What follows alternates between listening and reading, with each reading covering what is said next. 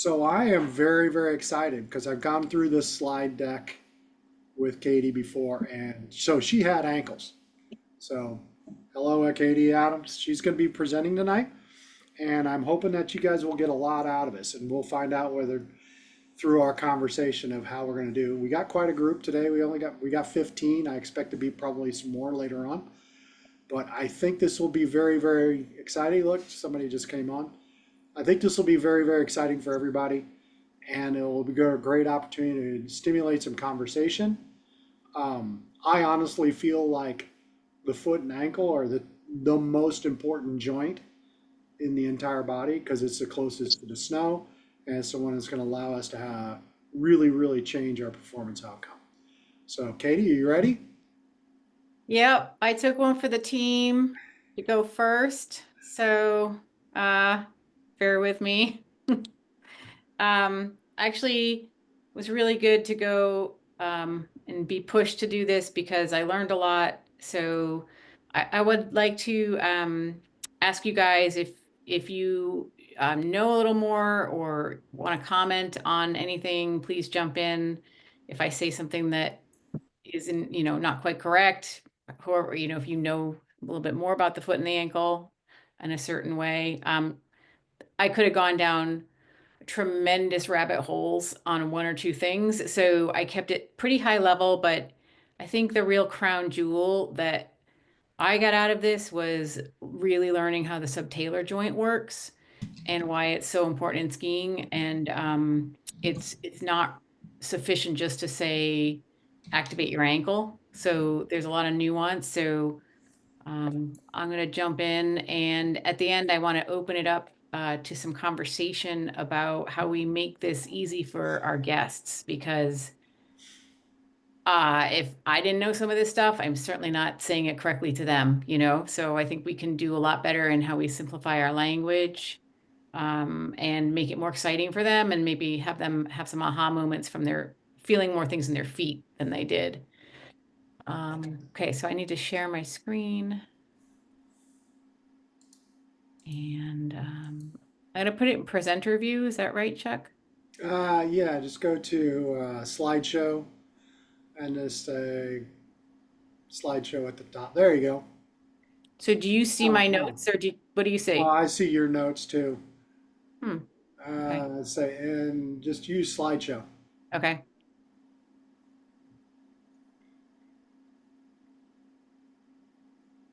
There you go. Okay. Golden. All right. So And for everybody else, just to make this easy, go ahead and raise your hands. She has somebody actually behind the controls, so I'll go ahead and flag her down and make sure that any questions that come up are answered. Thank you. okay. I'm just trying to get rid of the oh, I got it. Okay. So just an overview of the presentation tonight. We're going to be talking about some of the anatomy of the foot and ankle, and then biomechanics and planes of motion lightly going into that. Fundamentals applications for some of the takeaways on the anatomy, movement assessment, how to spot it, and then kinesthetic awareness and some conditioning ideas, and then translating it to the guest experience. Um, okay. So anatomy, uh, 28 bones, 33 joints, 112 ligaments, 13 extrinsic muscles, 21 intrinsic muscles, like in between the foot and the toes. But really what we are going to be looking at is the ankle joint, or sometimes it's called the tibial talar or the talocrural joint, and the subtalar joint. So the black arrow here is the talus joint, and then subtalar joint is right here where the talus articulates with the navicular bone. And from the side view, you can see that here. Ankle joint is primarily dorsiflexion and plantar flexion, as we know. But what's kind of an interesting term is to think about it in open chain or closed chain movements. So in the ski boot, it's going to be in closed chain. So this is a video of some of the basic movements of the ankle in closed chain. It's a little garbly-gooky with its description of the planes, but I think it's going to give you an overview of some of the moving pieces as they articulate through planes of motion.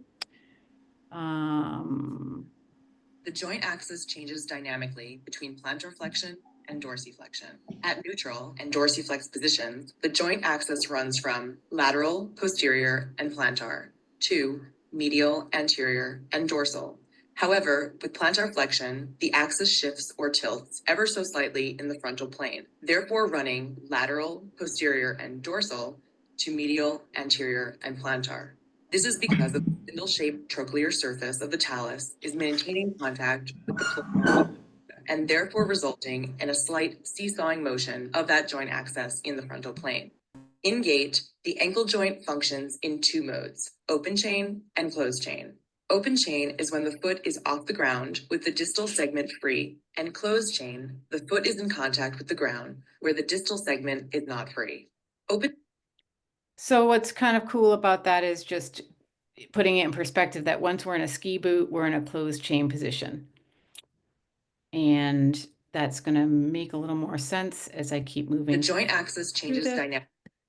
So the subtalar joint is below the tibia and the fibula bones, and it's below the talus, and it's articulating a bit with the calcaneus. And this picture is weird. It looks like the person has broken ankles, but it's a right foot. And what I want you to take away from this, I don't know if you can see the pointer, is that if your right foot is on the ground and you are pronating and pushing down through your big toe, your tibia and fibula are actually going to start to rotate internally, like the way this arrow is turning. And if you're supinating, if you're putting pressure through your pinky toe, your tibia and fibula bones are going to be rotating externally.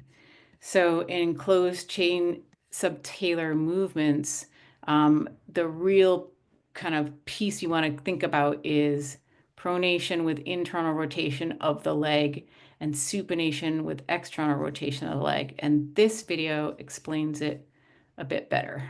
Closed chain motion is more complicated because the majority calcaneal motion is inhibited by the ground, and all movement which is blocked by the ground is produced by equal and opposite motion at the proximal talus and leg in relation to the foot. It is important to know that not all motion is blocked by the ground at the calcaneus. While sagittal and transverse motions become limited in a closed chain environment, calcaneal motion in the frontal plane remains the same. Thus, in closed chain pronation, the calcaneus will still evert, but abduction and dorsiflexion are performed by talar plantar flexion and adduction with internal rotation of the leg. This process of closed chain pronation produces a morphological lower and wider foot because the talus is lowered from the calcaneus while protruding out medially. So this is exact. You don't want to say that to your guest, but here's the thing. This picture is exactly what I want you guys to see, because the talus, this joint, it's moving, that's going into pronation, but there's rotation happening here underneath the tibia bone. Can you all see that? Likewise, in closed chain supination, the calcaneus will still invert, but adduction and plantar flexion are performed by talar dorsiflexion and abduction with external rotation of the leg.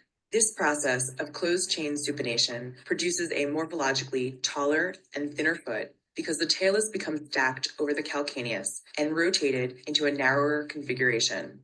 Closed chain motion is... So, sorry, I'm still trying to figure out how to do this. So basically you can kind of see how it's moving back and forth. It's pivoting a little bit. The subtalar joint has some rotational ability to it. Here's another view of it.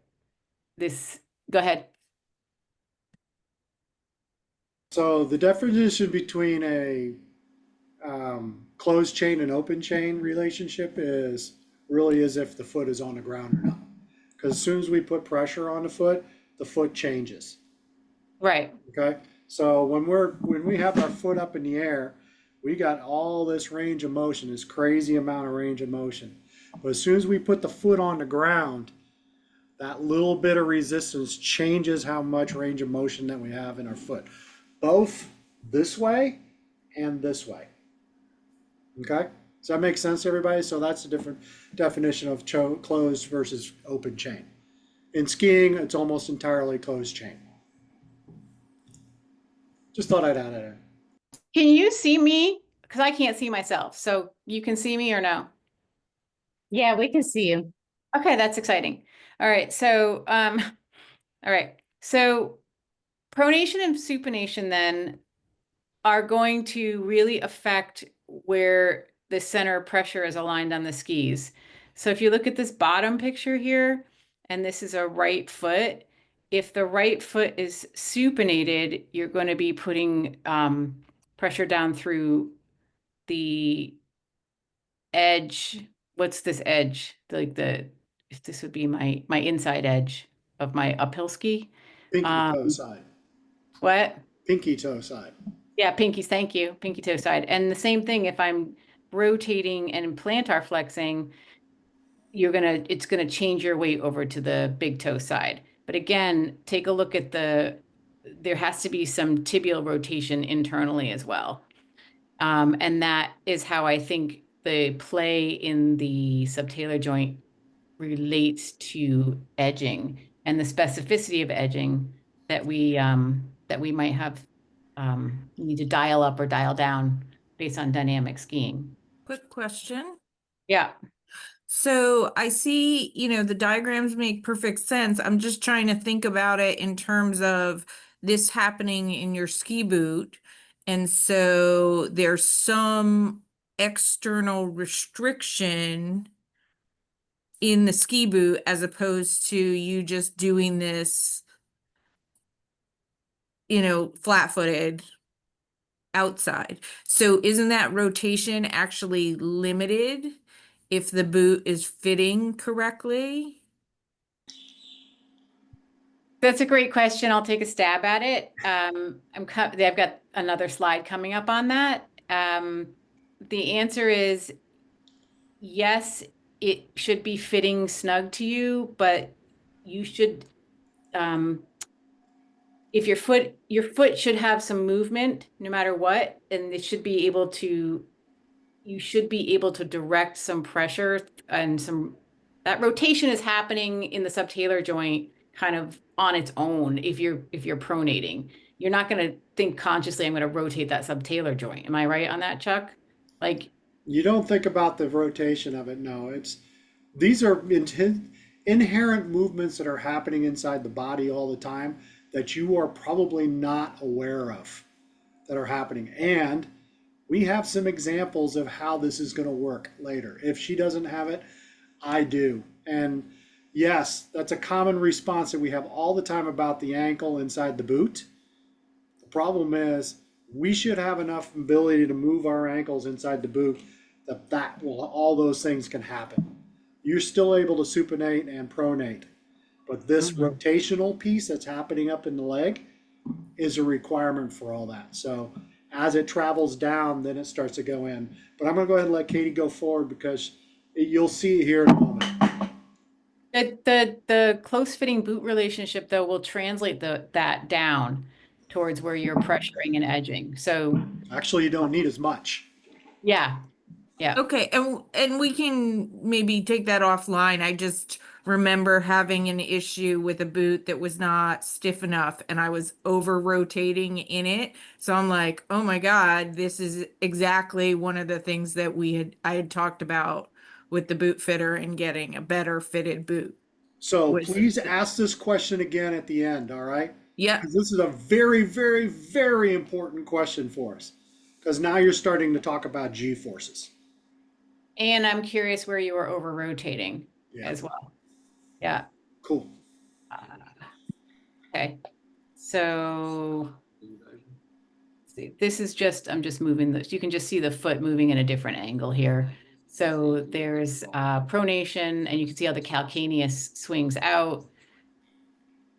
And just seeing that movement and that play. And then you can also be seeing some of how the muscles are pulling on it. And then this is supination, left foot. And you can just see how the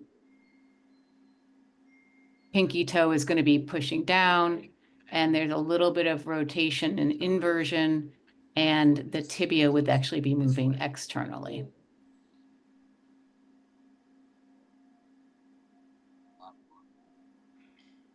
Okay. This is, I can't take credit for this video. Chuck gave me access to this. This is Tom Gelly, and this might answer that question that you just posed. So you should be able to have movement and feel the foot pronate inside the boot without actually using the boot cuff. So take a look at this, and I hope you can hear it. Like, It's a little easy to go soft. too far on this one. And when it goes too far, I feel it's now I'm fighting. I'm pushing my foot down here, but then my leg is pushing against the boot up this way. So it's it's sort of like canceling each other out in a way. So what I'd want to be able to do is as I tip over, I don't want to overdo, like just roll this ankle like that, which you see a lot of people trying to do. A ski like this. This, now you're not balancing, you're leveraging the boot over, it's going too far, and you're going to make counteracting movements overdoing it instead of balancing on the edge. Have a look at this.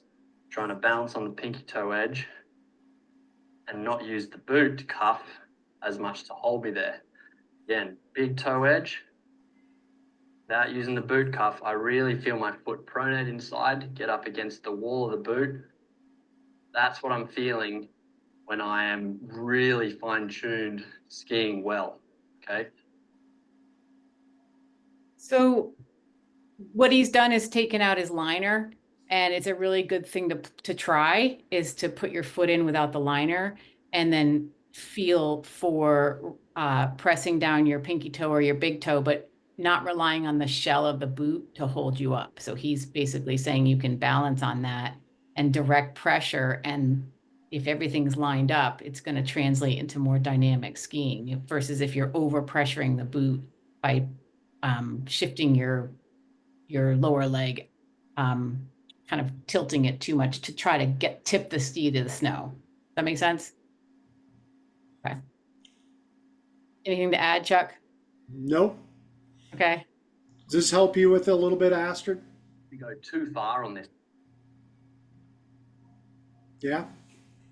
Sorry, the unmute.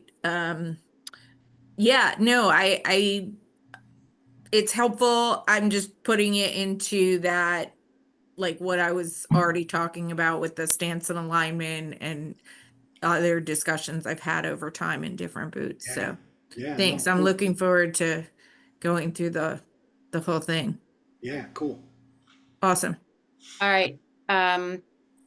We always have to go back and check what the technical manual says. So they don't say a lot. I mean, it's very general. So I'm hoping in an update, they're going to bring in more of the functional ankle tension that we're talking about. They're just saying it's, you can basically read that they're talking about the ankle tension is important, making subtle efficient edge and pressure adjustments, but they don't really say how or why, and moving the lower leg towards the foot is a efficient way to flex the ankle. But that means sometimes people are going to overflex. You can pull the foot upward, and then they talk about pronation is ankle dorsiflexion combined with eversion and abduction of the foot, and supination is ankle plantar flexion combined with inversion and adduction of the foot. But that's pretty much all they say. So they don't translate it further into how it applies to different fundamentals. So we're going to do that next. But first, we want to talk about the arches, and the technical manual doesn't have anything about the arches, if I'm correct. I didn't see it in there. So I think it's important to bring this piece in because, technically the arch is going to be absorbing some different types of pressure through the foot, and it's what they call a windlass mechanism. So if it's inactive down here at the bottom, you can see when you dorsiflex the big toe, it pulls everything up and provides functional tension. And that's how you translate your foot forward when you're walking. You know, like if you're stepping forward and with gait, the arch is going to be pulling through for you and propelling you forward. But in closed chain, this is where we're going to bring this back in. When you're in a ski boot, I guess we're going to open this up later to some discussion, but a lot of people talk about, you know, functional ankle tension or engage your ankle. But if your toes are dorsiflexed in a boot, I feel like that's not a great cue because even if you put this in your own body right now, your toes are flexed up, your ankle is flexing forward, so you're trying to close your ankle, and at the same time you need to pronate and press down through your big toe. That's just one big kind of gridlock of inertia.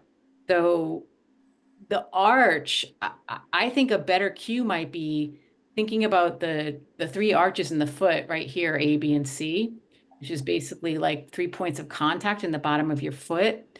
You think about engaging that, or like pulling a towel with your toes up towards you. You're engaging the arch and you're also engaging the ankle. So now you have effective tension in the foot and the ankle, and you can still pressure through the big toe or the little toe with pronation and supination, but not if you're hyperflexing your toes and pulling them up to the top of the boot. Joanne, you have a question. Oh, you answered a question just got answered. No, I'm saying definitely that's the cue. The arches is often a good cue. Yeah. So I like, You and I are yogis, right? I was but I even really explaining. like, I love how Katie points out A, B, and C. I generally cue A, B as like one, so to speak, and then I may say big toe, little toe, but I like the cue of using the arch A, B point as points of reference. So that's great. Thanks for sharing that. Yeah, I was explaining to her earlier that this year one of my focuses this summer on this has been to be using the AB part of it because they always talk about 3 points of contact, right? And everybody goes, "Oh, big toe, little toe." No, actually, you want to be using the ball of your foot, the outside ball and the inside ball plus the heel, and then technically you want to be able to wiggle your toes in any position that you need to. But in order to do that, you have to kind of you have to build that arch this way to allow you to kind of wiggle your toes down like she has down at the bottom. So And that it's makes not total always sense. about the toe. Hmm? Yeah, can I just comment? Because I've always had a hard time conveying big toe, little toe, not because people don't understand, okay, big toe, little toe. I mean, that you can understand, but it didn't make sense to me because when I do it myself, I feel like it's really like jamming my toes or doing something really weird in the boot. So I love this ABC point and focus more on I always focus on arches anyway, because the big toe, little toe, I think is confusing. I Yeah. guess, but I love this. Yeah, and also a lot of times people say roll your big toe to the snow, roll your little Yeah. toe, but it's not a roll. Like It's not. not a roll. And that's what Tom Gelly was showing with the boot exercise is a lot of times people will just roll and they just slam. So you're slamming the side of your calf against the boot to try to get the edge. And there's a lot more nuance to it because there's some subtle play in the subtalar joint. When you pronate, that subtalar joint drops down. I have another video of it coming up now that we have some context around the conversation. It's so true because a lot of people they'll draw their knee out. They'll draw their, Yeah. Because it's visible, Well, here, yeah. verifiable. They feel like they're doing it and it's like not, Mm, right. yeah, no. doing justice. Yeah. So this is my friend Brandon from Okemo. Gotta turn the volume down here. This is his Instagram. Oops, not this one. This one you can see. He actually, this is his old ski boot that he pulled apart.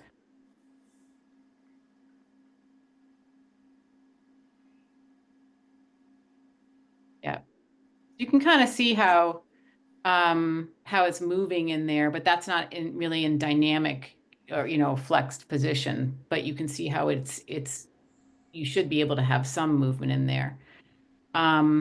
If you turn up, I'm going to turn up the volume. This is another clip from Tom talking about engaging the foot, and he really demonstrates this really well, exactly what we're talking about with efficient engagement of tension in the foot by use of the arch. So take a look at. If I move a little bit this way, now more the pressure from my body going to. It's hard to hear, sorry. Is now going to sit to this side. See that ski is just change pressure is this is not a bad thing. This movement is good to shift the pressure to this side where the edge of the ski is going to be. But then there's a second part where I think people end up staying like this, and they end up trying to just push over against the boot like this because they can. This is the laziness. This is them pushing over. See how the arches of my foot don't move with my tibia, as opposed to now I have to have tension in my foot so that my shin and my foot move together. This is like me moving with the ski boot, getting extra help with leverage. This is me. This is what I think a lot of people are doing. They don't realize they go like this, and they push the knee over. Now you have an angle here and a flat angle here where the forces are not being helped through the 3R. Yeah. So that I think really just points to what Joanne was saying, is that if you engage the arch and you pull it up, it then can go with the tibia on the internal rotation versus it being kind of lazy and not engaged. So I think he separates that really well. So it's one unit that should be happening. And if you forget about it, you can sometimes end up, this is an exaggeration, but you can see how on this skier here, before I play the video, you'll see that there's really no edge engagement here at all because the foot is almost supinating, even though the tibia is internally rotating against the boot. It's kind of exactly what he was talking about. So there's really no foot engagement inside that ski boot. Let's see if I can play this one.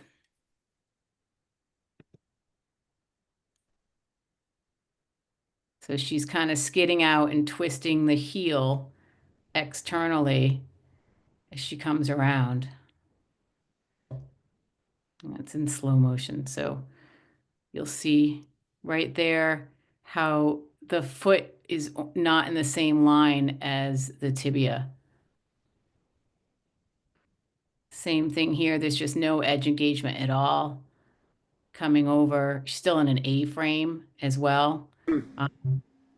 And that's a cascade of movements too. Very cool. Yeah. Very, very cool.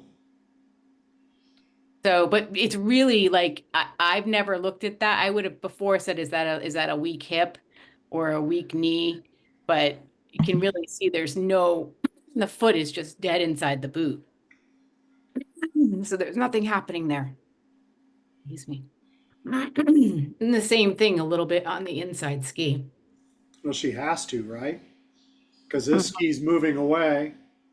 And she's going to land on the inside ski. Very cool example. I love that example.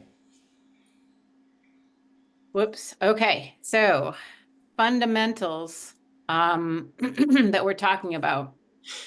So the use of the subtalar joint to directly line up center of mass and the knees internally rotated over the inside. It lines everything up over the inside edge of the outside ski. So obviously, I think we're talking a lot about edging when we talk about the ankle idea, and foraft, of course, with the flexion and extension, dorsiflexion and plantar flexion. But both of them, I think you mentioned this earlier, Chuck, but I think both of them also play around with managing pressure regulation, but also maybe magnitude of pressure. Because if you don't engage the ankle joint and some pronation, I don't think you can really manage the force of the snow coming up against you. So if you have the arch, it can actually absorb the pressure from the snow coming on, especially if the snow is, you know, changing in quality. So it gives you that nuance of being able to, if you're engaging your ankle and really kinesthetically connected to it, maybe to be able to think about that as ski terrain might be changing under your feet. Subtalar, no use of this joint. You can see another thing that we might notice in movement analysis is there's different edge angles here. This person's really inclining, and this tibia is almost externally rotating instead of internally rotating because there's not there's not a pronation of this foot, and then such that you can see the inside edge is higher than this edge. This edge isn't even really biting yet. The flatter outside edge if you're not engaging the subtalar joint. Is that making sense? Kind of, sort of. One last thing to kind of think about is the conversion of this rotation. So if it hasn't gone clear yet, I just want you to see how the bone is really moving with this video. So maximum supination.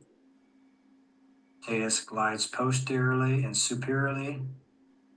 On the calcaneus, pronation is where the talus glides anteriorly and inferiorly, ending up at the maximum pronate position, where the lateral process of the talus hits the floor of the sinus tarsi of the calcaneus.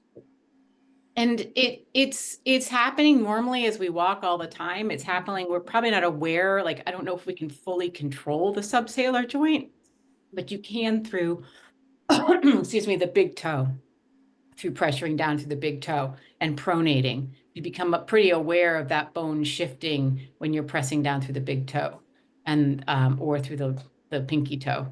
And then one more video just to show this is really a conversion of rotation between the two joints, between the ankle joint and the subtalar joint. Here. Has been compared to a mitered hinge, which is a hinge at 45 degrees that acts as a torque converter and takes rotational forces of the frontal or vertical segment and produces equal rotation of the horizontal segment. So I'd actually add that there's a little bit of separation there. So we always think of like upper body and lower body separation. There's actually a little separation going on in the ankle, and that can be another point of control for us. So I think it's pretty important for dynamic skiing. And this really drives at the point that you were asking about earlier, Astrid, which was how do we create this piece underneath? This rotational piece from up above is not affected by the boot. So as we rotate the lower leg, this part of this movement, the supination and the other one, Pronation. happen as a result of this torquing event that's happening up above.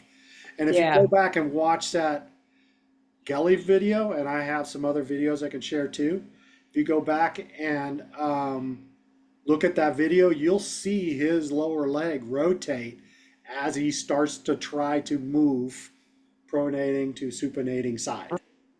You'll see it open up as he supinates, and you'll see it close down as he pronates. Very, very cool. This was an absolute game changer for me. So I've got a really good video right here of Lindsey Baughman. So I'm going to pause it right exactly with what he's talking about. Give it a second to catch up here.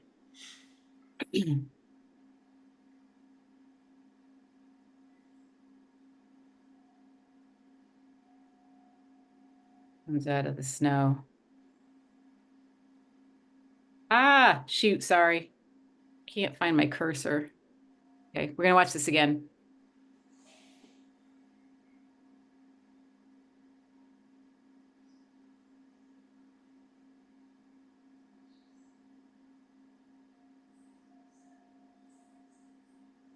There.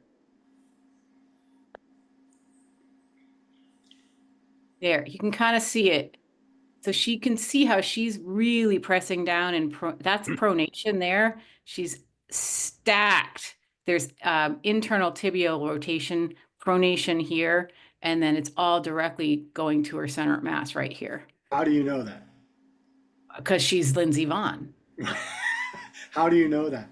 If I was an instructor and I was looking at watching this, how would I know that it's internally rotated? Um, well, you can see the direction and the angle of the knee, and the edge is totally biting. No, yes. Well, the edge is biting. That's a result. But where the knee is, or the one is externally rotated and the other is internally rotated.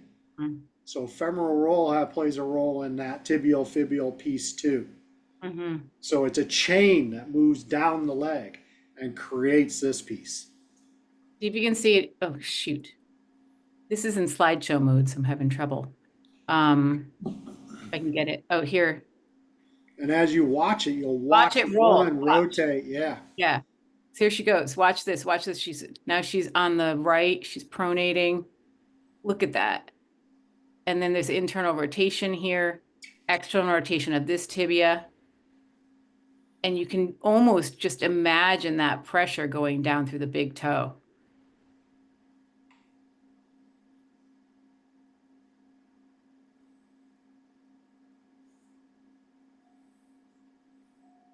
But she's back seat. We're looking at foot and ankles today. Well, that's that retraction move. Yes. Yeah. So a little bit more here. Yeah. And then bang, there's I'd argue that that's not so much of a roll, but like as you think we're talking about, the arch probably engages, and then it's maybe even that you could almost think like the big toe begins all of it. Yeah, I would mention that probably that right leg or the leg that's going to be the new inside leg, she's already thinking about arching that foot up in order to support that outside edge more as it's not engaged now. This is a perfect time to do that. And as that knee rolls in, it gives her more of the ability to not only arch it, but to pull it in and land on that inside edge. Or, I'm You sorry. can almost see it right there. Yeah. You can almost see that she's starting to just On that leg, she's probably starting to think about flattening the ski out or the right. foot out. Because what's the strongest toe? The big toe. The big toe. Why is it the big toe? Because it's really, really strong, right? Yeah. And it gives us the ability to really stand on it. And so she's already thinking about flattening that so she can supinate and really stand on that toe when the tip of the ski hits the ground. This is a fantastic video. I love this video. So Chuck, Yes. I guess when you were saying she's lifting, like I was hearing that you were saying she's probably starting to think about lifting the arch of the inside She's foot to pulling make the arch. room. She's creating an arch like this, right? Because this side of the foot is very weak. It's not a very strong. So the only way that you can So it needs really more of an strengthen it arch. is to create the arch. So if you go back to that effect the windlass effect, the windlass effect is when we're doing an open closed chain, we flatten the skis, all those little metatarsals and all those pieces, those little Lego blocks we have in there, they kind of come disengaged when we flatten the foot. But it gives us the ability to use our muscles and all this tendons underneath to launch off because we have a very, very strong big toe and ankle relationship. But the pinky's toe side needs extra. So what happens as we begin to supinate? There is an arching effect that happens on the inside of the foot that allows us to balance on that pinky toe side. Does that make sense?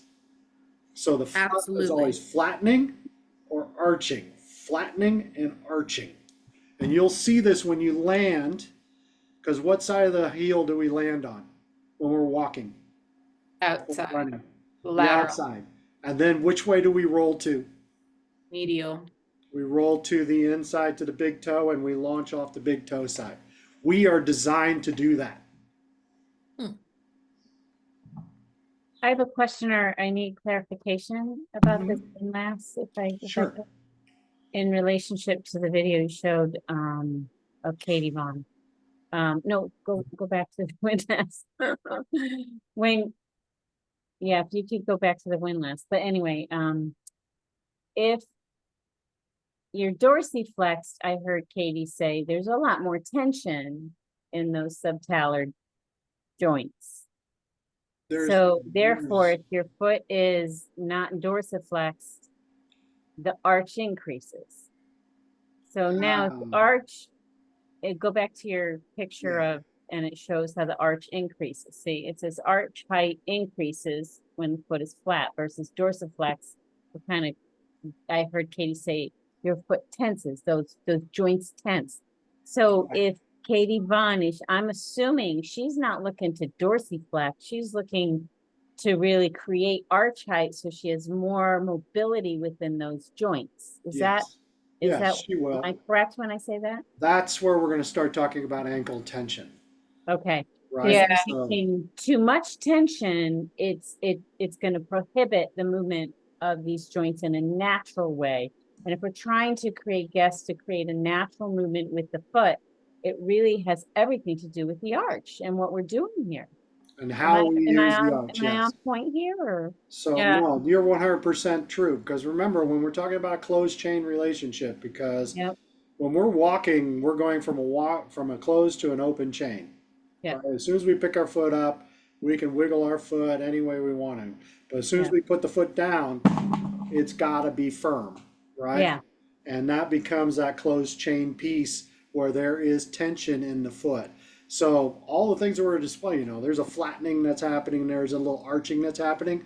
Yeah, it's piquete, right? It's just a teeny little amount.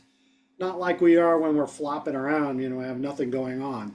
But this arching effect is happening more on one side than it is on the other. Because this side's inherently already very strong.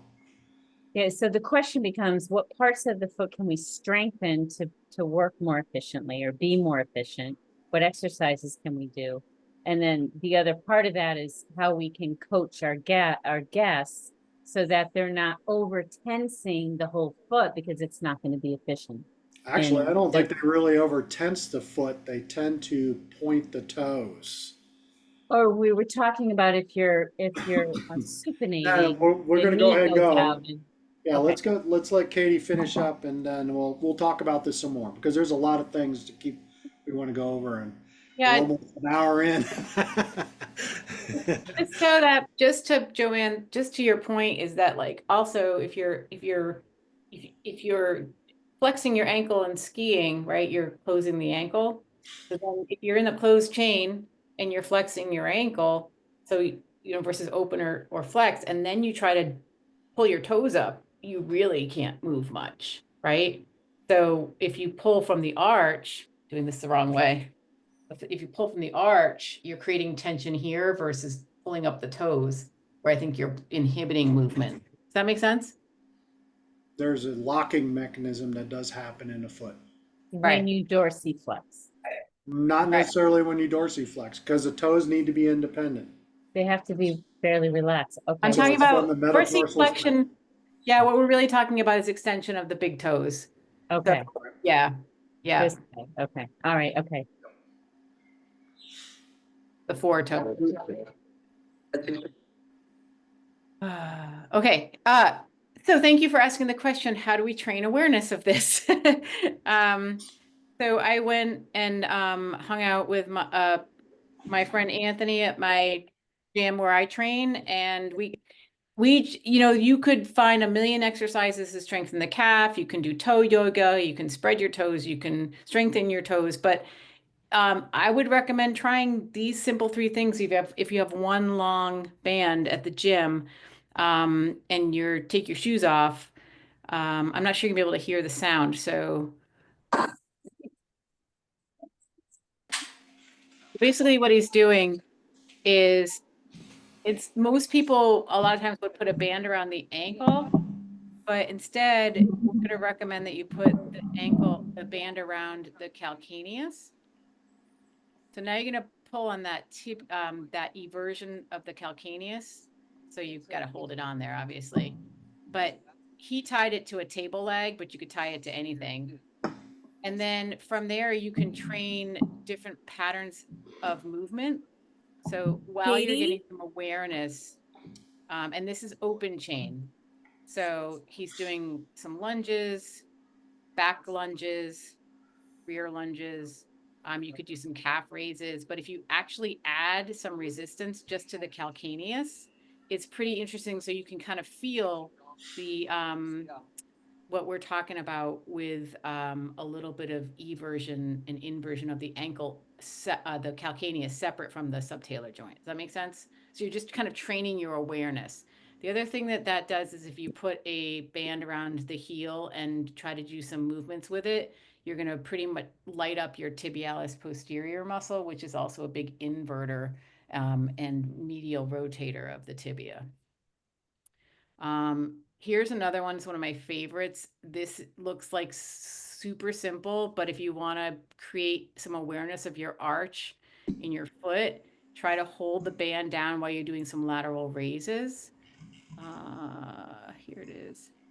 So he's just holding it and changing his hands up and down, but it makes you grab your toes so the band doesn't move, and you still have some pronation and supination ability, which is in a closed chain position. So that's the difference between being up on a riser versus being on the floor.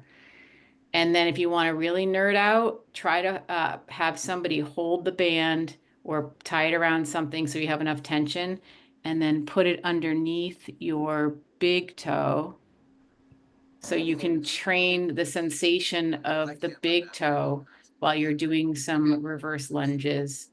Actually, he's doing an RDL, single leg RDL, or a lunge by holding just the band with his big toe, which is actually training. He lost it there and fell on me. But he's basically showing that you can hold something under your pinky toe or your big toe while you're moving around. And if you try it, it really does light your foot up pretty quickly. And it creates a lot of awareness of your toe, your pinky toe or your big toe pressuring something down. And if you're standing on one leg, it's going to make you supinate and pronate on the subtalar joint to hold your balance. Make sense? Smiling, Chuck smiling. Okay. I love this stuff. And then that's really what it is. So I wanted to open it up to the group just to talk about, like, obviously this is important with equipment. This is important maybe in explaining why you don't want to have a big fat ski if you're, skiing in the east.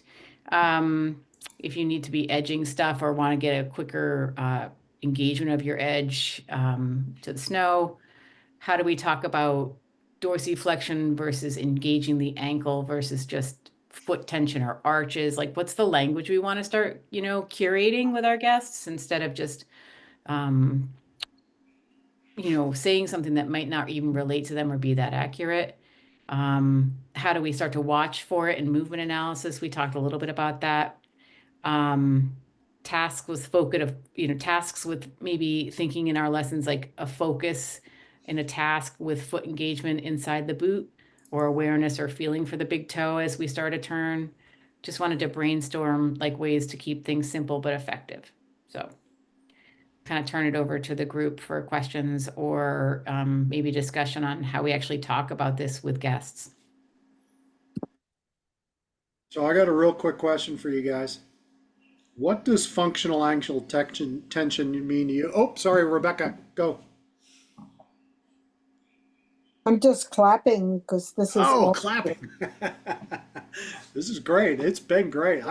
This has been awesome. Love it. So, just like I said, I wanted to open this up real quick. What does functional ankle tension mean to you guys? Because when we describe it to our guests, what does that mean?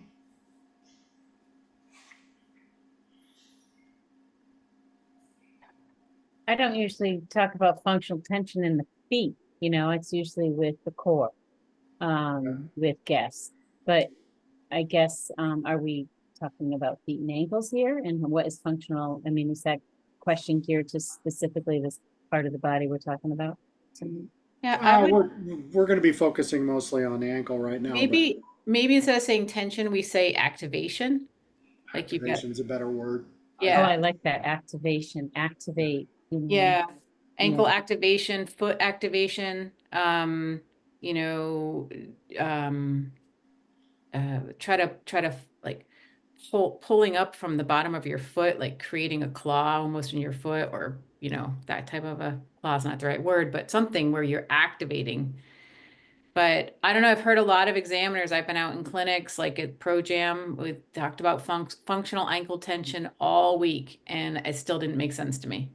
Nobody knows what that means. Go ahead, Astrid. Yeah. What do you had your hand up? So yeah, so I was thinking functional ankle tension to me is so that you use the word engagement, Katie. I like that, like or activation, like you are flexing your ankle, but in a way that you can still move and feel different.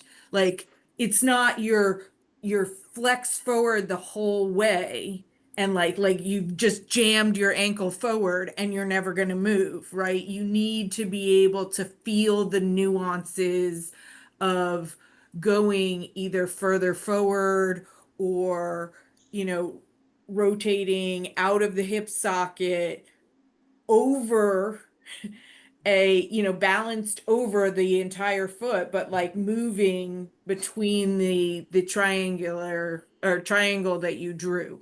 Mm-hmm. Like to me, I'm just amazed, like how the first thing, like the examples that you saw, the first thing that I saw was, hey, that person isn't fully balanced over the outside ski, or they've got too much weight on the inside ski. It never occurred to me to think about what is their ankle position inside the boot at that point. It would be more like, okay, so then how do we get you balanced over the ski? Yeah, So thanks. This is great. That's she a has really a good point. And like I know in my own skiing, I'm not getting up on edge enough because I wasn't engaging that. Like I went back and looked in some videos of myself where I'm over flexing, like I'm pushing forward in the boot, like so I'm flexing my ankle more, but I'm not pronating at all. So I'm not getting that I feel like I am, but if you drew an angle from where my 90-degree angle for my edge is to my leg, it's not really up on edge at all, even though I thought it was, So because I'm I not also engaging.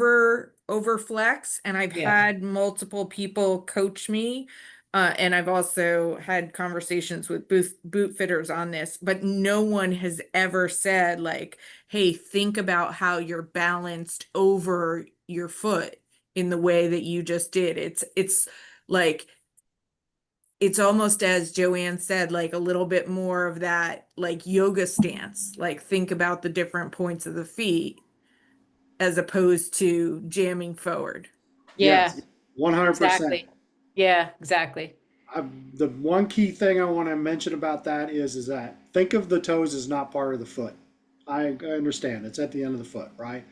But if we can create some kind of rigid structure and then be able to wiggle our toes at the end of it, we're going to be much better off. So that we can be able to, if we need to dorsiflex, whatever that means, or we need to gas pedal, we have the ability to do that from a rigid structure instead of being flat or lifeless. Or as we saw an example, which was she was giving up a lot of angulation in her skis, which wasn't building a platform, which means she ended up on the inside ski. Now, the question I have off of that is why she's doing that. It might have been something that was intentional, but I didn't like it. Scotty, go ahead. Well, this has been a really interesting discussion, and there's a lot of words in there, supination, pronation, and to me, you asked the question about activating your ankles. To me, it's just, I just think of it as dorsiflexion, which is probably oversimplification, But if I'm doing that, I'm activating my ankle. Yeah. And I know you've got some supination and pronation that can come into that, but that's my simple brain. That's what I'm thinking when I'm thinking about activating the ankle. Cool. Cool. All right. Any other questions? You betcha. Katie, this is Steve. Go, Steve. The anterior tibialis, your shin bone muscle. If we contract that, of course, it lifts up our foot to dorsiflex it. What is the relationship between activating the anterior tibialis and the pronation and supination? Or is it in an entirely different kind of kinetic activity? That's a great question. I think it's a different based on the tibialis anterior is going to attach to the top of the foot, the dorsal foot, to pull it upwards. And the pronation and supination that you can see that Chuck's got he's showing you the pronation and supination Right. is managed more by muscles on the backside of the calf, the tibialis posterior, where I don't know if you can, if Chuck, you Got can it. show where it wraps down and attaches to the bottom of the toe. It comes Um, around from the back side here Yep. and then comes around Yep. and lifts up these toes. And I think this is called the posterior minimus that comes around. And it literally starts on the backside over here and then comes around towards the big toe. And then on this side, this is the other side, the posterior. Those are I'm sorry, the peroneal muscles. anterior posterior tibialis, which comes around this way, and again comes from the opposite side to allow you to pull pull the foot up. So there's This is a great also, video. yeah, there's also muscles intrinsic to the foot that might work with those a little more. So there's a can lot more coming kinda- off the back of the calf. So the front of the muscles, the anterior tibialis, the digitorum, extensor digitorum, and the extensor hallucis, are all more going to be just the ankle joint, which is thinking more foraft or flexion of the ankle, plantar flexion and dorsiflexion, and then pronation and supination is going to be more muscles kind of wrap around the side, coming from the back. Awesome. Thank you. And That's this a is great this, video, Chuck. yeah, this is a video I did last year. This is for Astrid, really. See how the lower leg rotates to create that supination and that pronation? Is that your well-defined leg, Chuck? That is my well-defined leg with all its moles and scars, yes. Yeah. But we can see the muscles flexing and doing their thing. So That's the beer at work, yes. But yes, like I said, the big key is now I kind of show here, I'm lifting my toes up off the ground to really give an activation. But as I said before, if you treat the idea of the toes being separate from the foot in that activation part, you're going to be a lot more better off, because there is we don't talk about it very much, but there is a gas pedal motion that happens inside the boot. And there are times like on our pinky toe side that we want to kind of lift those toes up to allow us to kind of like get to this edge. But when we go to this edge, we want to be more on the big toe side. anybody and notice that how would big the engage knee is? that would engage the hip, the dorsiflexion muscles a little bit. Like they're all firing a little bit, right? But they're not dominant if you're lifting up the toes and pronating and supinating, because you can see they're balancing in this video for him, but they're not popping out. Mhm. Yeah. Anybody notice how much his tibia and fibula are rotating? If we could see his knee, Yeah, it would be really, you can see just the bottom of his knee and how that's rotating left and right. it's pretty Yeah. substantial. Yeah. Astrid, you had your hand up.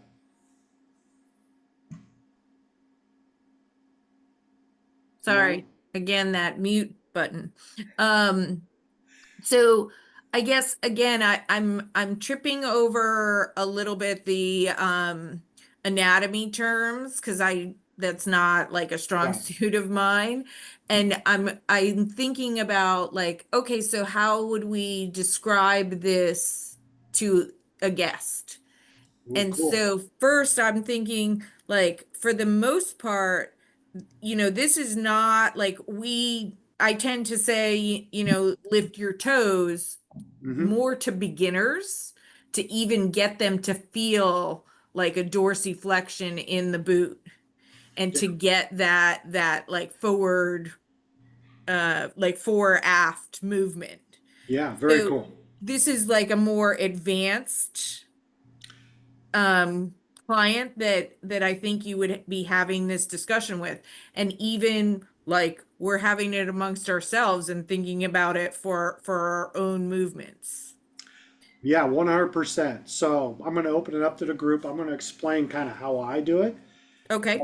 I want again, what is the problem that we have when we start talking about the ankle side joint inside of a boot? People say it doesn't move. It doesn't move, or give me a second, Tom. Let me finish my thought.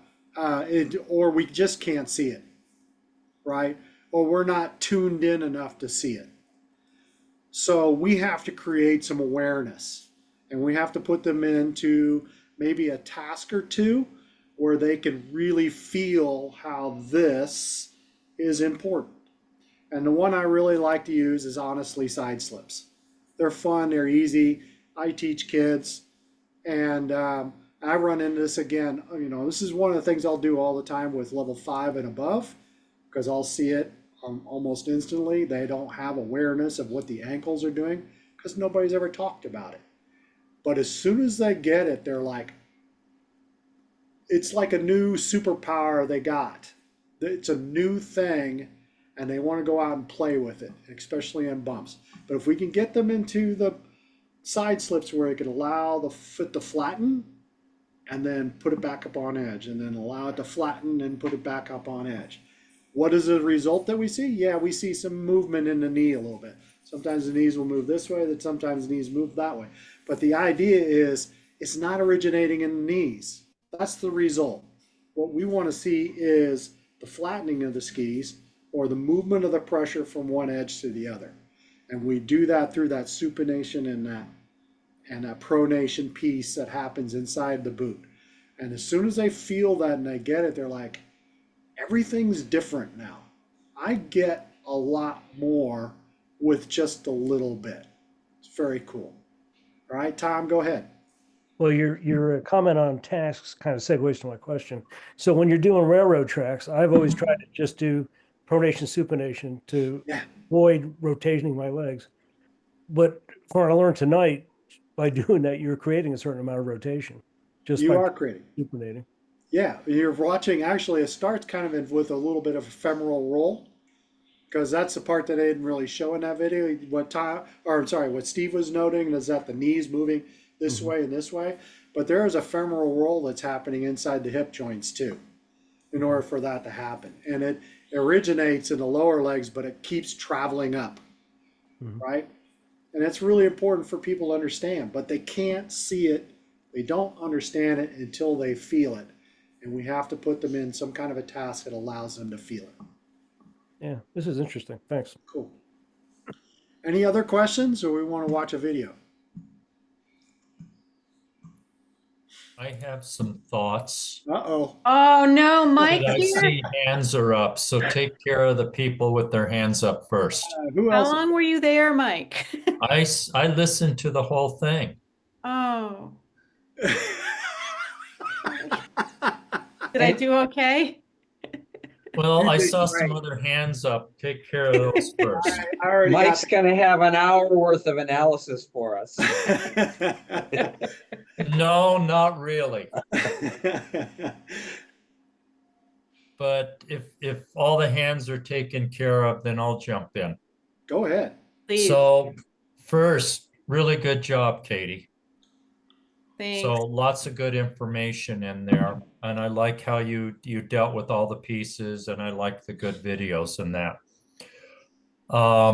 We brought up the product, or it was brought up, how do we work with our clients here? And then Chuck had some additional questions, or I think you had them on the end of the slide.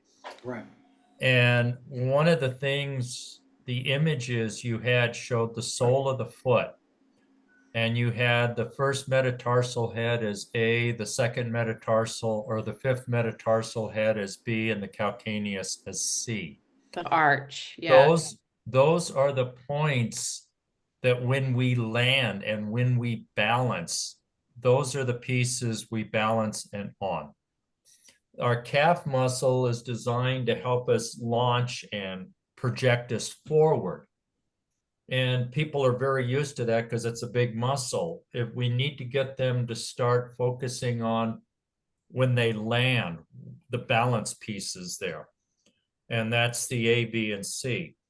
And what's interesting with that is on flat terrain and in a transition when we ski, we are on all 3 points. When we're actually skiing, we balance on A and C, or B with one foot and B and C with the other foot.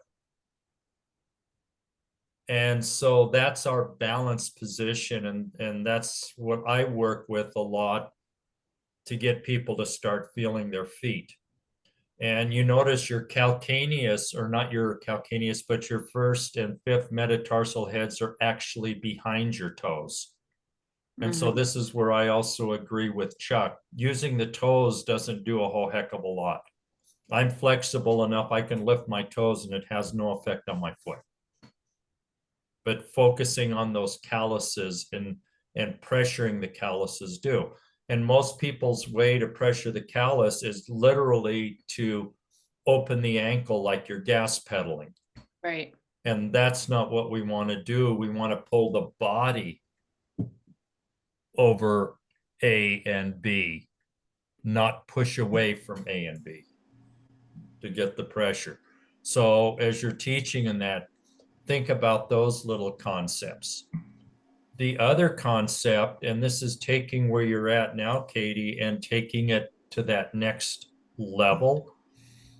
Chuck did a good, there was some good videos in there in Chuck's last one where he's showing going from the inside to outside of the foot and that. So you guys are all higher level skiers in that and professionals in your field. I would bet that everybody has a footbed. And as soon as you put a footbed in your boot, what a footbed does is it tries to hold your foot in an open chain position. A closed chain position, when you stand on it, the foot elongates and the slip joints in the metatarsals slide and the foot collapses, and that's our body's mechanism to absorb pressure. That collapse means that when we are skiing without a footbed, for us to get on that A and C pressure, as I remember, A is the first metatarsal head, we actually have to collapse the arch before we can push that part into the snow. Or if Chuck had his footbeds here, he wouldn't have to collapse that arch to roll onto that big toe side. Does that make sense? Yeah, but are you saying that you shouldn't have a footbed then? No, I'm saying you should. Oh, okay. Because the other thing you notice is when Chuck was doing the straight on view, because he had so much mobility doing this with his feet, that ankle was moving a centimeter or so before the foot started to tip up on either edge. Right. That would cause a delay. That would cause a delay, but what is your ankle going to feel like mashing into your boot there after a while? Pretty shitty. Yep. And think about our clients coming in without a footbed. This is where having your boots buckled up enough to give them support is going to help. But they don't have that footbed, so they've got to go from here to collapse it and then to roll it. So they're leading with that ankle. They're getting almost a centimeter of movement, which is jamming their shin, jamming their lower leg against the cuff of the boot as they're doing this. So something to think about with the clients in that. Probably why they always, rental boots are always a size too big, because they don't want people coming back complaining. Yeah, and as soon as they get that too big, you got to have all this additional movement, Right. right, left, and forward, backward. And G-forces. Okay. So, yeah, I don't know. I'm a big believer in make sure when I take especially newcomers out the first time, I probably lose 30 minutes making sure they got their boots fitting as good as we can get them to fit to limit that motion around that ankle joint. And I think it's also neat to recognize that where the talar joint fits into the calcaneus, that is actually a rotary joint, like your hip joint and like your shoulder joint, but you could see the stops. It can only go so far, but Right. it does this. But once you get past that bone, that talar joint, that joint there, you go into slip joints, which is your foot's ability to absorb impact. Yeah, so there is some rotation there, which is really cool. Yep. I'd never thought about that before, ever. And that is really cool. So in closing, I would want to encourage all of us to think about those 3 points of contact.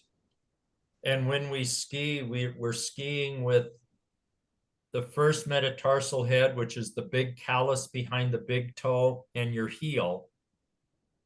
And the 5th metatarsal head, which is the callus behind your little toe and your heel. And we got to keep weight on them. And when I say put weight on them, it's not flexing it, because when we flex, when we gas pedal our ankle, it moves our weight behind us. Right. So we want to get our weight over those metatarsal heads. By default, we have to close that ankle a little bit. And that gives us the ability to go edge to edge. And the final thing is there was a question that I read talks about wide skis versus narrow skis. Our balance points and our body is designed to work on those balance points you identified, A, B, and C. When that balance point gets wider than A and B, you got to have some really weird things going on with your knees to make things work. So ideally, I think especially as adults, when you get much over 90 millimeters underfoot, and again, you may want to measure these parts right here, but when you get wider than that, your balance points are off. And unless you can force that ski into the snow, the torque from this tipping motion, it's got to go somewhere because you're outside of your balance point, and the next joint that can take it is the knee joint. So the skis have gotten wider so that people that wiggle their feet down the hill and that on groomed snow, they can do the same thing on powder snow. And the marketers know this. The downside of that is the wider skis have escalated knee injuries because of the pressure and the tension on that knee joint. And it's happening because that edge is outside of our balance point. That's a really good point. It's also affected how our exams have been too, because so many people showed up in their level exams with 110s, and the ability to really affects how the this performance, right? Every lower because you have to so far, and you have to move so far in order to get the ski up on, to become an issue. Sure, do you have your hand? Yeah, I just I wanted to follow up just a little bit on Mike's comment on equipment. And two of the things that we talked a little bit about the rental boots, but even if somebody owns their own boots, I mean, rental boots, there's only so much you can do, but suggesting that someone get a footbed if they don't have one, or I know, so if someone like the soft boots that they make now that they have, the 80, 90, 110, 130, whatever flex, even though it's not standardized, if someone has too soft a boot and the boot is running out of range, then one of the things, even if you're just trying to do a straightforward fore aft dorsiflexion, if you're in too soft of boot, what can happen is you start to engage that rotation early, or because you've run out of flex. Yes. And so that can be an equipment problem there as well. One other thing, being on the East Coast, and I know a couple PSIA has offered it at a couple different resorts with a couple different boot fitters. But if someone like has a natural A-frame or whatever, there's the PSIA stance and alignment, and it literally it changed my thinking. And actually there's all the little, you can change your cant, you can change like your fore aft, like how the boot fits you. So I would encourage people to check that out if they're having some of these issues as well, because there's adjustments that can be made. Yeah, well, and I encourage anybody who wants to take that boot fitting clinic that I always have. I don't know if it's in the East, Rocky Mountains on at least 5 times a year. Please take that clinic. It's a really, really good clinic. But this is awesome, Katie. Thanks so much. Yeah, been very, very, very, very pleased for her vision on that. I also agree, Katie. Really good job. And my thoughts are to take this to the next level. Yes. All right. We here. I mean, I So don't it wasn't too bad, was it? Yeah, well, no. Well, Scott was giving me a hard time that I was going to give a 1 hour diatribe on Katie's presentation. Did the World Book View instead of the Britannica, so I'm very pleased. So we have Sebastian. I'm losing you, Scott, or Chuck. All right. So does everybody see this? Is this all right? For some reason it says internet is stuff. Yes? It's a little jerky. It's a little jerky. All right, let me shrink. I don't understand. My home computer should have no trouble. How about now? Yeah. Better? Looks good to me. All right. I see a little hesitation, but I watched it earlier, so. Is he Yeah, doing it's hop turns? No, I'm so just smooth, kidding. ridiculous. I mean, You're but the also key cutting is, in and out when you talk a little, so. am I? I'm gonna put this in the chat. All right. So the video's in the chat if you haven't. But the key is we've been talking about early activation. Beautiful video of Lindsey Vonn. And what is the voice about doing here makes it such a smooth turn? That affecting his performance, his ski performance.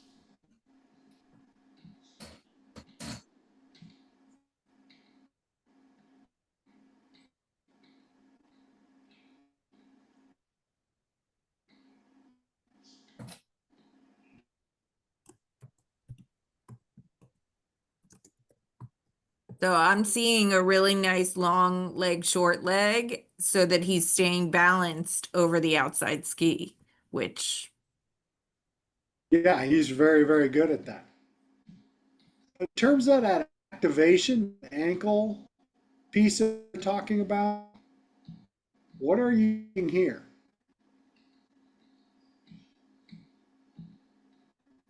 That's probably the best view of it, right? Yeah, you can see it right there. You can see the outside ankle. Right, I'm sorry, the outside big toe, right there. See Start the to inside, you tip can see down towards the the snow. inside, see the inside toe too, right? Yep, And the tibial rotation too, as it Yep. as it moves up the leg. As he Yeah, engages the edge. I mean, he's doing good things. Yeah, he's lengthening the other, and he's definitely hill, all the things that are hallmark skiing. He's That got those similar ankle angles yeah. between his feet and his knees. Ooh, a common thread. Oh man, you knew that, didn't you? And he's using the strength and the power of his ankles and his legs to steer his skis and steer himself in and out of counter to make a smooth turn. Oh, there's another one. And because Sebastian's really, really excellent. He's one of the first one. He's like, you know, Joy Boy, John Blue, who's really, a stellar at, always has been really stellar at maintaining the position. But that maintaining the count allows him to hit that really, really spectacularly early femoral roll, that tibial fib roll, travels down to the ankles, and he can get that pressure to the right spot on the boot as early as human. The other thing is, so what Mike's point was with there's not an over there's not an over flexion of the ankle, like what Astrid was saying, and then what Mike was saying is that he's bringing center of mass over the boot and then able to pronate and supinate the foot and tibial rotation, but it's not he's always balanced, I guess is what I'm trying to say. Yeah, almost preternatural balance, I was right? gonna say, Yeah. based on what Mike said earlier, he's balanced over those arches, the A, B, and C points. Yeah, that's right. You know, torso stability supports lower body mobility. Oh, Yeah, but what does that mean, Scott? Gotta rewrite the manual.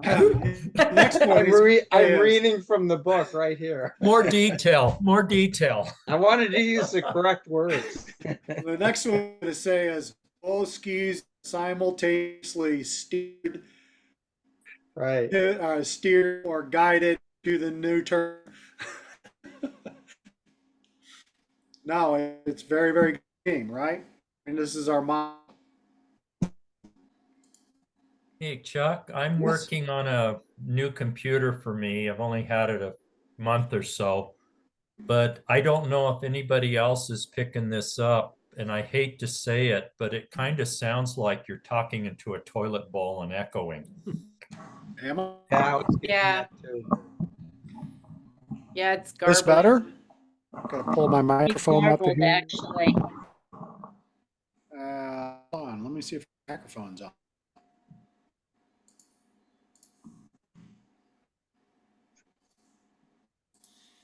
Feel free to talk about this skier.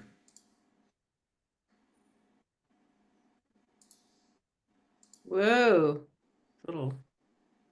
So this skier is losing pressure to the outside ski and is skiing a little bit out of balance. And I think the fore-aft component of the skiing needs some fine tuning.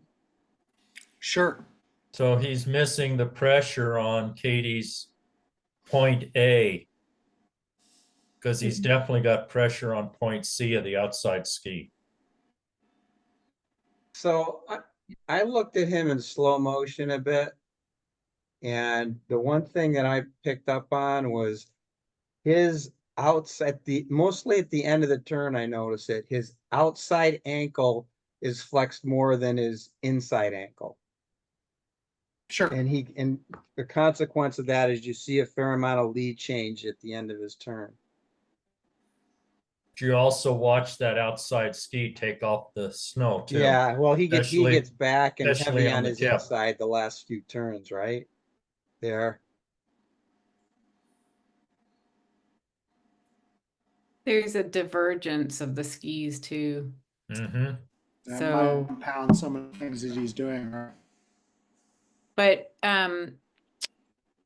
just bringing it back to the foot and the ankle, one thing is that it looks a little like he's twisting his heels. Like instead of like pressuring the foot and pronating and supinating, obviously there's pressure management issues and the weights in point C or in the heels, but then it causing him to have to like spin the foot, twist the foot in a way to Cool. So jerk it around. rotary dominant Yeah, he's skidding out. versus pressure edge. He doesn't have that balance with the pressure edge and rotary. Right. This transition there. Are we seeing the hallmarks of what we were watching with Sabo?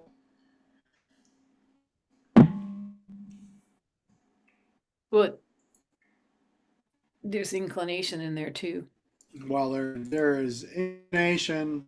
There is a little bit of angulation. I'll give him that much, right? But it's all in the hip joint. Yeah. I don't even think he's really getting on edge that much. He's Getting on definitely there, got a pivot at the start of his turns. Somebody was saying he was skidding his skis Yeah. around or something. Yeah. Yeah. But I there's a do, mismatch. it Yeah, does go ahead. look like he's got that like tibia rotation, but it's not necessarily, it's almost like that's rotating without the ankle functional flexion of the ankle on the outside foot. So it's almost like he's rotating that leg, and that's actually almost the only way he's getting the long leg on the outside leg. Like I don't see a lot of pressure on the outside leg except on the heel, and that's causing the front. I don't know. It feels like there's a lot of rotation without a lot of balance on the front of the foot. So when we go back here a little bit and we watched Sebastian, he was like serious that those knees were moving to the side as quickly as possible. And I picked this guy for a reason because I remember him from a couple weeks ago. I was like, there's just no understanding of what he needs to be doing in order to create a platform. Mm. Right. And so the idea of him, and I think this is probably the primary problem that we have, that the ski performance is telling me he does not understand, and I of course need to quit about it, but he doesn't understand how to build a platform. So everything comes skid. And when we go to the other side, watch the ankles. I'm not watching any roll. I'm not watching any tip fib rotation.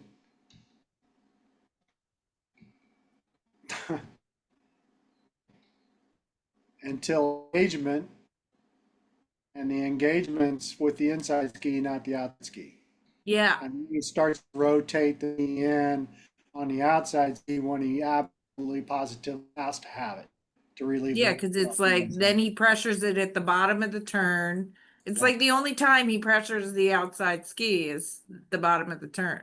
So everything, I don't and if I had to draw a line, I'd I probably would do that. every line on this. I would say everything from here down is dead. Nothing's happening. He doesn't have any awareness of what's going on inside of his boots. Because if we did, we would see some kind of movement that was happening up around the knees. We would see this happening.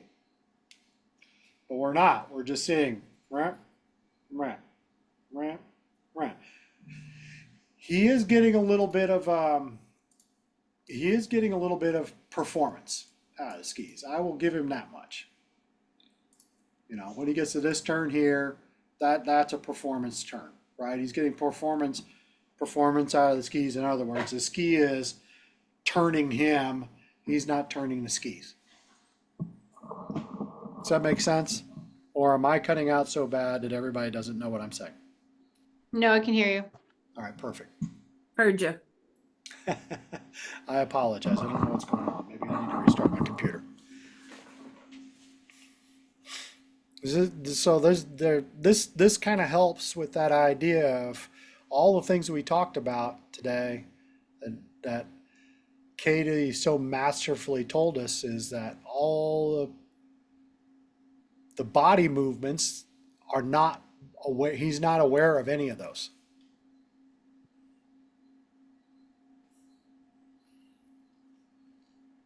Yeah, you know, he's got that big up down motion. It's like he's not moving with his skis. He's throwing his upper body one way and he's throwing his skis the other way to make these things, you know, the turns happen. 100%. I'm glad you said that, because that's Like a actually, modified counter rotational move. it is, Yeah. and I'm glad you said that, Scott, because now you're on the path of understanding what Enlightenment. is happening and why, right? Yeah. He has to. This is his only way. This is the only thing that we have. So when we watch these guys, when we're doing our MAs, and the MAs, of course, is the objective side, at some point in time, we have to do a cause and effect relationship. And that cause and effect relationship is, this is where I'd like to take him. This is the fundamental I'd like to use. This is why this fundamental is important. And this is the change that I'm looking for.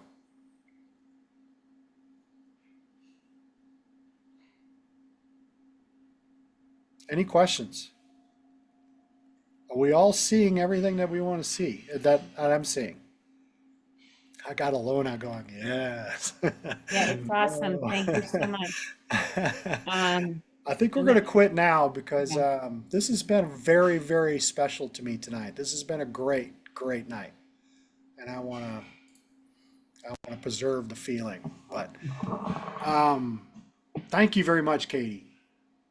I can't explain enough how much I really appreciate. That was a very, very good one. Oh, thank you. So, Alona, you're coming up and you're doing hips, right? Yes. And that will probably be in a couple of weeks.